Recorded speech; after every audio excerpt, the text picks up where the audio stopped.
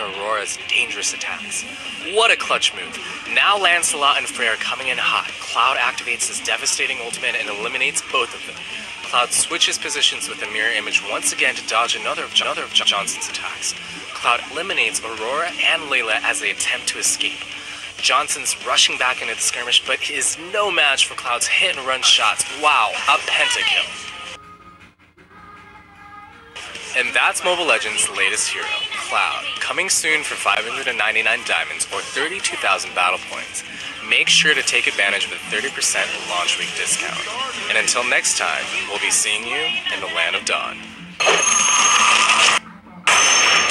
Download for free, Mobile Legends Bang Bang!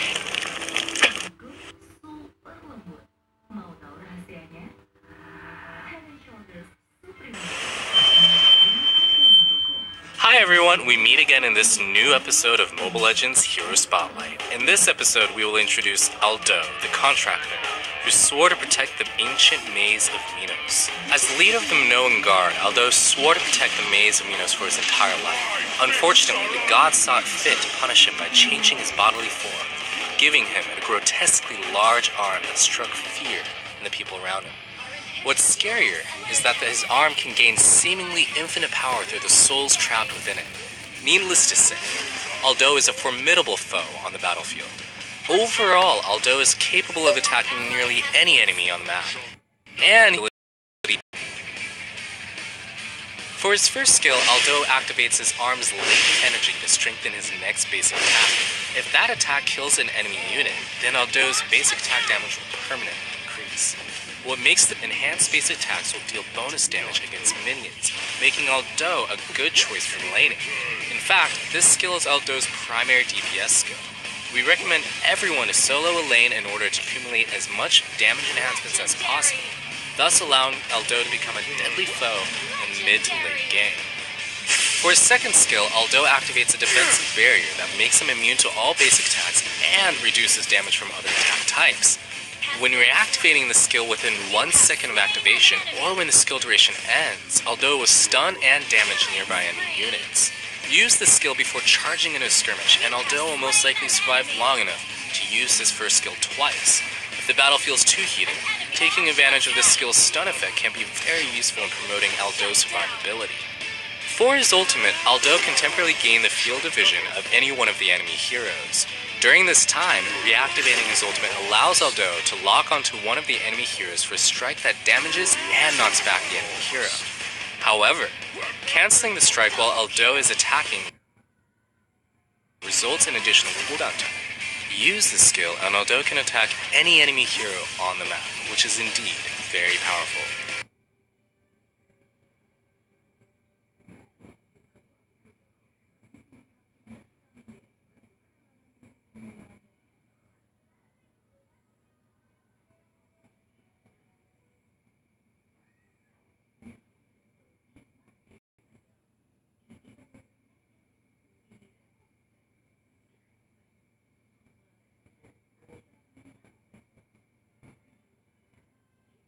However, do not use the skill blindly.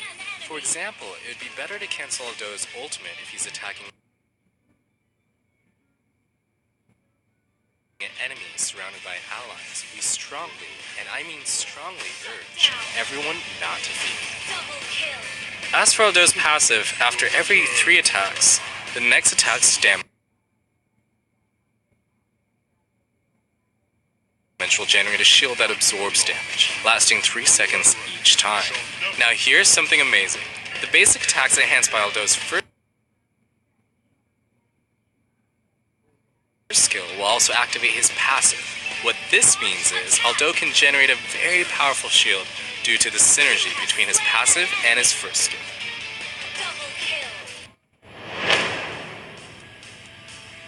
In terms of the equipment builds, we recommend the following sets. We highly recommend using the first set, especially if Aldo is charging into skirmishes or holding a lane alone against many other heroes.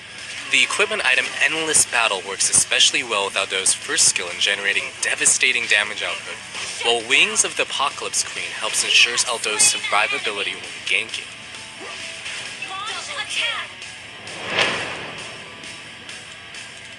As for emblem builds, we highly recommend everyone to use the physical emblem set and select Shield, Bravery, and Life Drain. Aldo is not strong during the early game, during which time he should be focused on laning to accumulate damage enhancements. The emblem talent Life Drain should help Aldo survive the early game with greater ease.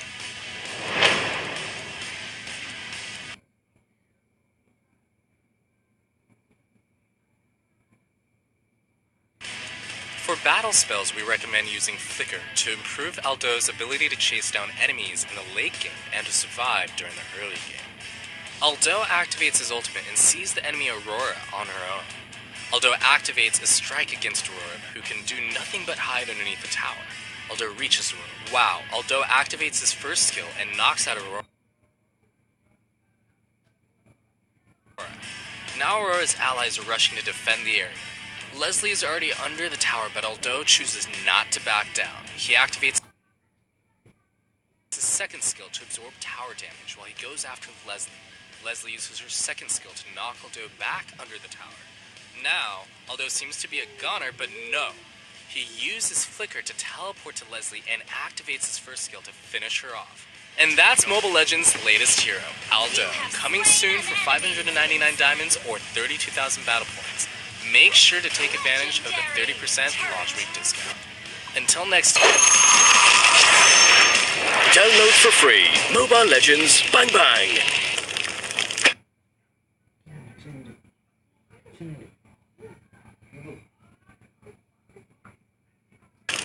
In patch 88, we introduced the Jade Path expansion, with which we told a story of how the Minotaurs were punished by the gods due to their excessive avarice. Players were able to follow the last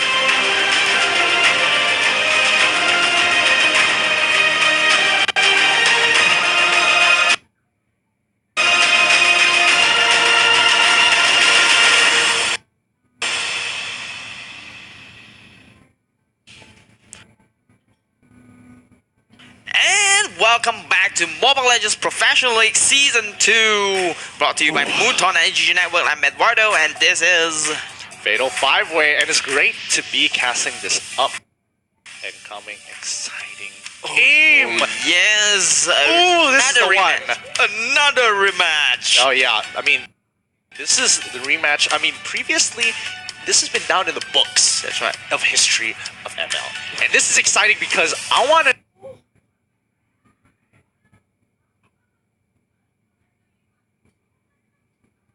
know who is the better team this time round. We're jumping around right now. It's BTR Bigatron Singapore versus Flash Tyrants. So both of these teams are Singaporeans, and they perform amazing. Amazing. I mean, really good. It's a step up.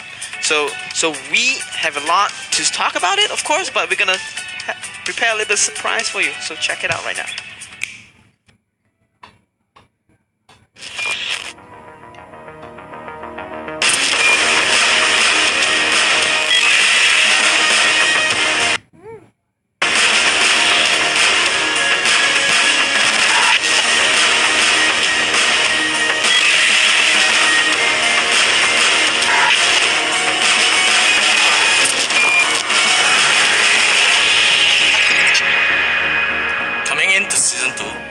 Definitely reclaim the champion title once more.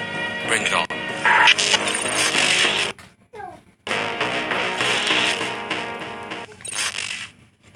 This is Bigatron Singapore's lineup with LY4 as the marksman, Sync as the assassin mage, Mr. Vi as the tank support, Sana as the mage assassin, and WQXD assassin mage with Jason Curl as their tank fighter. A really strong lineup. I mean, Great lineup. These are veterans of Mobile Legends, and they are all extremely experienced in the game, and they. Speaking about experience, they won the Season 1. Yeah. They won Season 1 MPL, and I don't know whether this is true or not. I heard that they do practice, but they practice not as much as the other team. And they just won, just like that. Extremely talented players right there. And so right now we're checking out the key players of Bagikan right here. It will be the very sexy LY4, the marksman or assassin of the team. Yo, Karina, 1000 match. Look at that win rate! Look at the win rate right How do there. you have 1,000 matches and a 91.4% win rate? That is insane. Oh my goodness, look at the item builds right there. I mean, if you want to go, you want to have this kind of win rate. This is the item build.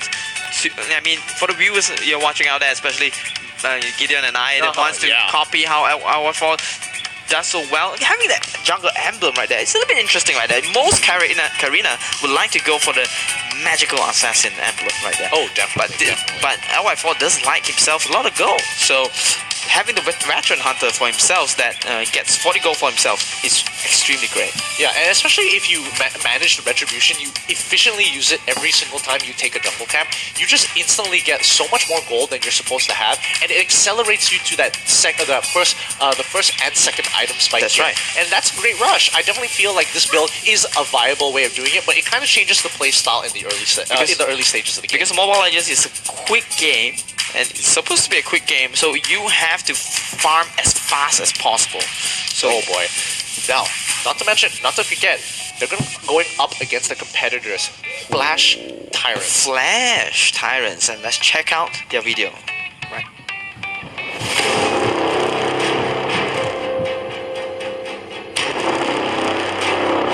We finished second last season, but it is not enough. This time, we are going for the throne.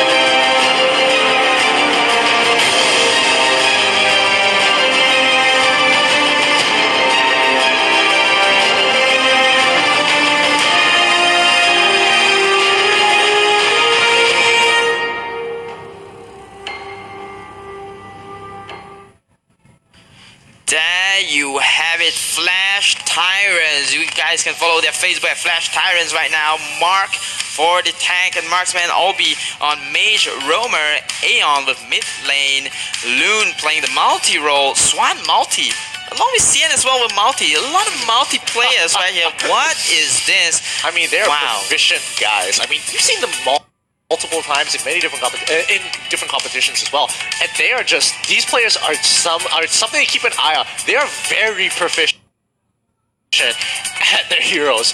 Very proficient. Speaking of which, they are 6 friends that constantly play the game together. They were in college and they just have a good time together. So they have a lot of chemistry together. So speaking of which, the key player of the game right here, take it away, Gideon. Oh man, it's gonna be Lund. Check out his Gushon. Top global ranking. He is the #1 Gushon. I mean, you gotta give this guy a lot of respect here. I mean, getting Gushon already in rank is already pretty hard, but being that good at him, it's like an insta win. You see him on your team, you see him with Gushon, you know you're gonna have a good time. You better run away right there. Having the Mpl Rage for the Mage emblem right there, along with the Retribution to farm really quickly to get the items as shown as above, having, you know, to deal extra damage equal to target current HP. So that's to fight against tanks, and it's really effective against carries as well. Yeah, not to mention that his emblem is rather interesting. He kind of spreads it out a little bit more. It's not just dedicated into one particular stat, and he puts 2 into cooldown reduction. Great. I mean, Gushon is so dependent on cooldown, but overall, just having a nice overall build makes him feel very smooth. That's right. Taking out camps, clearing waves. It's great. I mean, I'm more of a simple person. I'll just go ham on each stat. Just give me one. just cooldown reduction, movement speed. There you go. Let's go. But you know, they selected those things for a reason. Absolutely. But with this rivalry so heated up, so much blood between these two, what do they have to say? Let's have a look. Ooh, let's check it out. For Tyrant, train more doesn't mean you will win more. For Bagikan SG, we might have failed to deny you last season, but we will not fail this time. Wow, simple and sweet, quick little jabs right there from two of these teams right there. They're Singaporeans, and wow, really fierce right there. I mean, no drama, just straight up. It's just blood. It's not even they're trying to I'm put gonna down kill the you. other That's person. it. I mean, I'm gonna take it away. Get out, get out. They're men of few words, but men of action here. Man of action of indeed. action. And we'll be checking out how they will perform right now. Gideon, who will be the winner? Ooh, this one's a little bit tough. I love to go for predictions first. I love mean, it. it's really hard to say. I mean, because we have to think about what they'll pick and stuff like that. But Definitely. I kind of feel okay. So here's my 2 cents on it. I definitely think Bagikan, they've got a lot of skilled players here. Naturally, these are really talented players here. But I love the determination from Flash Time. Again, I mean, underdog story once more. But I love the determination. We saw them crawl back up in Season 1 all the way to get to that second place. And that was a hard-fought one as well. yeah, Tyrants being 6 friends that always plays together is just the thing that charmed me. Like It's great. It's a good story. It's like some comic book story, like friendship-ish thing that happens, and they're making it out right here. Wanting to rise as a legend, to take down the legend of Season 1. Yeah. They could be the Rise of Challenge right there, and we will see whether they will be able to rise above Bigatron Singapore, the band right off the bat, Hayabusa. Taken away from we're not going to Flash see it Time. this time round. Looks like the Fanny is going to be also taken out from the side of Bigatron. But Flash, I want to see how they kind of play out these bands here. I mean, the meta has kind of shaped up a little bit more after MSC, so maybe they've taken a couple of notes to see what they want to do, or they have something in mind. I mean, Jawhead is going down, Cho is still on the table, but we still have Martis, we still have Grok.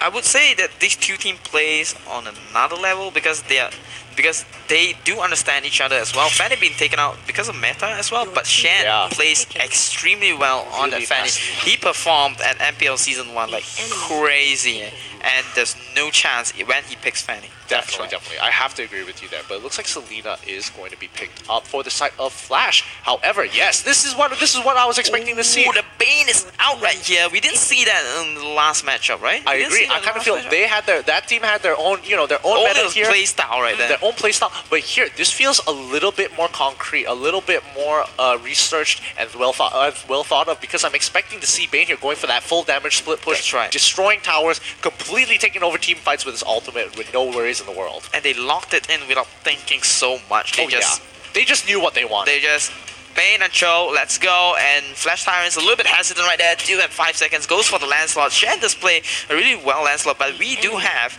a lot of multiplayers on Flash Tyrant, so we do not know whether Shan will be taking the mantle of mid lane right here. I'm not gonna lie, this is gonna be a little rough here because but that's also gonna be a little bit rough here because they've got the Kaya and they also got the Selena as well. And with Lancelot, my guess is they're going for more of a team composition, looking to catch off people. I don't expect to see Johnson here. They will be able to give a lot of respect to that. I don't expect to see tanks. I am expecting to see a little bit more, maybe something like on the lines of, it's a far-fetched. Angela would look cool, but I think they need a little bit more DPS. I don't know about you, but Flash Tyrant... I completely forgot about the Hellcat though.